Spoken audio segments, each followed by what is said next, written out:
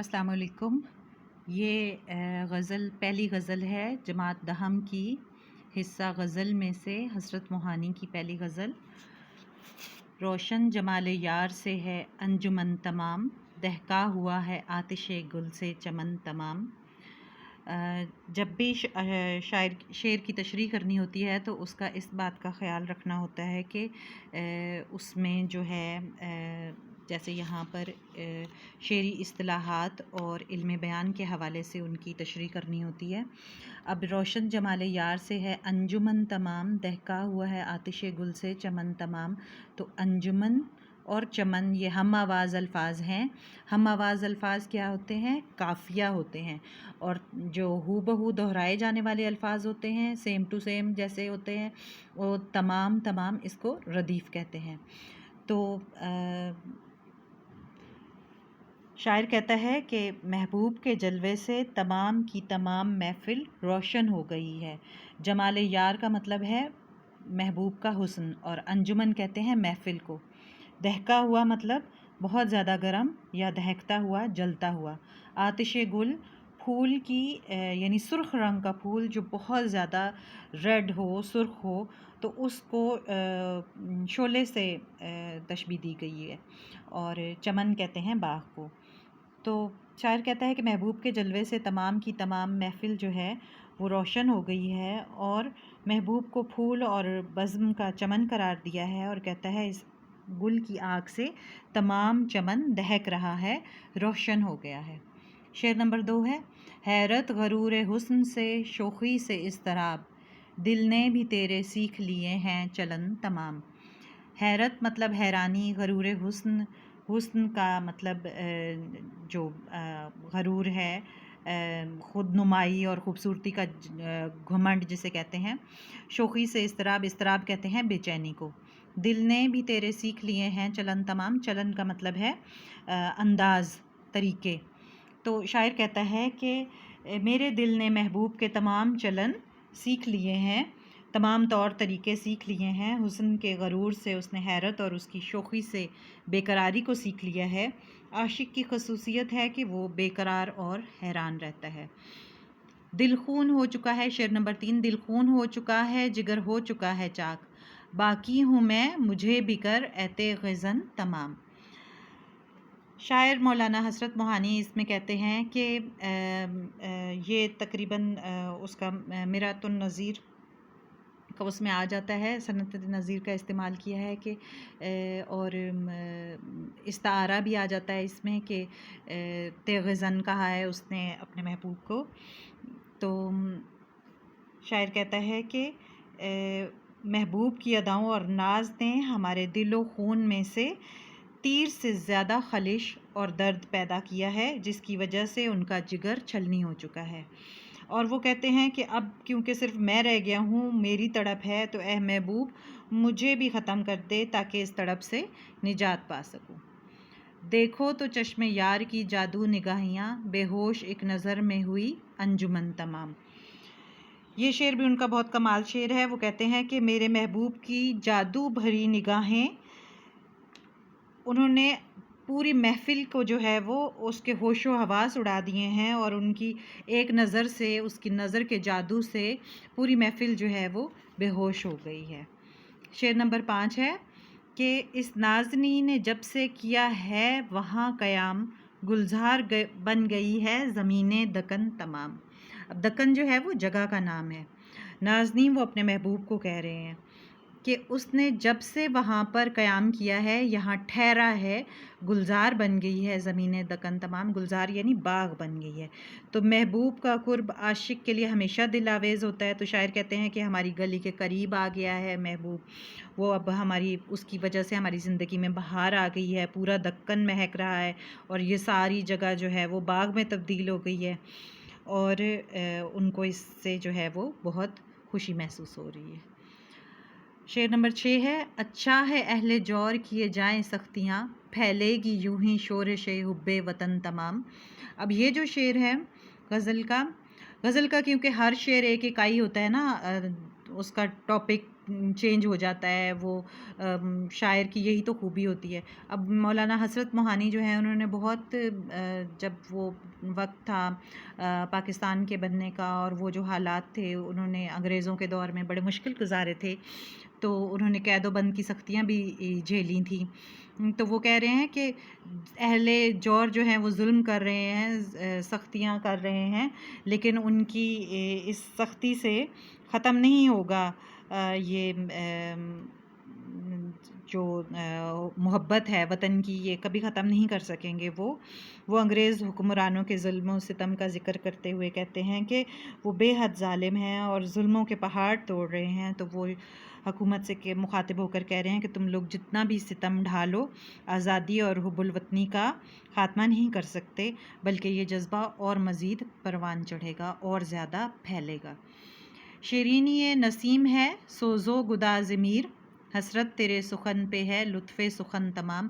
اب یہ آخری شعر ہے اور یہ غزل کا مقطع ہے، کیونکہ اس میں شاعر نے اپنا تخلص استعمال کیا ہے حسرت، اور اس میں وہ نسیم اور میر کے بارے میں بات کر رہے ہیں۔ نسیم اور میر بہت اچھے شاعر ہیں۔ نسیم کی شاعری میں جو ہے وہ بہت زیادہ مٹھاس ہے اور میر کی شاعری میں غم اور سوز ہے۔ تو وہ کہہ رہے ہیں کہ بے شک نسیم کی شاعری کی مٹھاس اور میر کا جو غم ہے وہ بہت کمال ہے، بہت اچھا ہے، لیکن حسرت تمہارا سخن یعنی تمہارا انداز بیان، تمہارا کلام اس پر تمام ہو جاتا ہے، لطف سخن تمام ہو جاتا ہے اور اس کے آگے کچھ نہیں۔ یعنی وہ اپنی تعریف بیان کر رہے ہیں اس شعر میں، دونوں خصوصیات میر اور نسیم اور میر کی بیان کر کے اپنے آپ کو بہت اعلیٰ بتا رہے ہیں کہ تمہارے کلام میں نسیم کی سی مٹھاس بھی ہے اور میر جیسا سوز و گداس بھی ہے، اور تمہاری اس طرح کی شاعری جو ہے وہ اس کے آگے اور کچھ بھی نہیں، لطف سخن تمام ہو جاتا ہے۔ اچھا، اس غزل کی میں نے اب مختصراً اور جامع کر کے تشریح بیان کر دی ہے آپ کے سامنے۔ اس کا جو ہے وہ مشق کو دیکھ لیتے ہیں، اس کے سوال جو ہے وہ سوال جواب دیکھ لیتے ہیں۔ اب یہ آتش گل سے تمام چمن کے دیکھنے سے شاعر کی کیا مراد ہے؟ تو شاعر جو ہے وہ محبوب کے جلوے سے تمام کی تمام محفل روشن ہو چکی ہے، اس طرح کہہ رہا ہے۔ تو محبوب کو پھول اور بزم کو چمن قرار دیتا ہے اور کہتا ہے اس گل کی آگ سے تمام چمن دہک رہا ہے، روشن ہو گیا ہے۔ تو دوسرا سوال ہے کہ شاعر کے دل نے کس قسم کے چلن سیکھ لیے ہیں؟ تو شاعر کے دل نے کیا سیکھا ہے کہ وہ محبوب کے تمام چلن سیکھ گیا، اس کے حسن سے اس نے حیرت اور بے قراری اور شوخی سیکھی ہے۔ تو عاشق کی یہ خصوصیت ہے کہ وہ بے قرار اور حیران رہتا ہے۔ پھر تیسرا سوال ہے کہ شاعر نے اپنے کلام میں نسیم اور میر کے کلام کی کن خوبیوں کا ذکر کیا ہے؟ تو اس نے نسیم کے غزل کی جو ہے وہ نسیم کے کلام کی مٹھاس لی ہے اور میر کا جو ہے وہ اس نے سوز اور غم لیا ہے۔ تو یہ دونوں خصوصیات اس نے اپنے کلام میں اکٹھی کی ہیں اور اپنے کلام میں اس نے یہ خوبیاں جمع کی ہیں اور کہا ہے کہ حسرت تیرے سخن پہ ہے لطف سخن تمام۔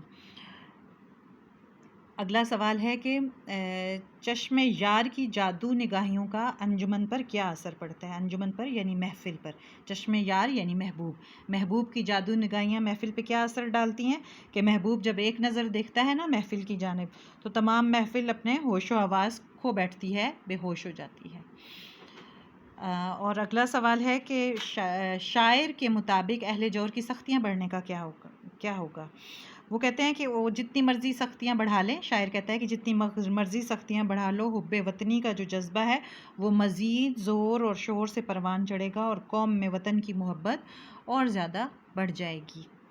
پھر وہ اگلا سوال میں کہتے ہیں کہ نازنین کے قیام سے دکن کی سرزمین کیا صورت اختیار کر گئی ہے؟ تو شاعر کے مطابق جو دکن کی سرزمین ہے وہ گلزار بن گئی ہے، وہ ایک باغ کی مانند ہو گئی ہے۔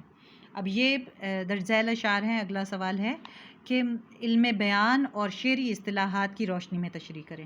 تو علم بیان میں آ جاتے ہیں استعارہ، تشبیہ، کنایہ اور مجاز مرسل، اور شعری اصطلاحات ہیں قافیہ، ردیف، مطلع، مقطع وغیرہ۔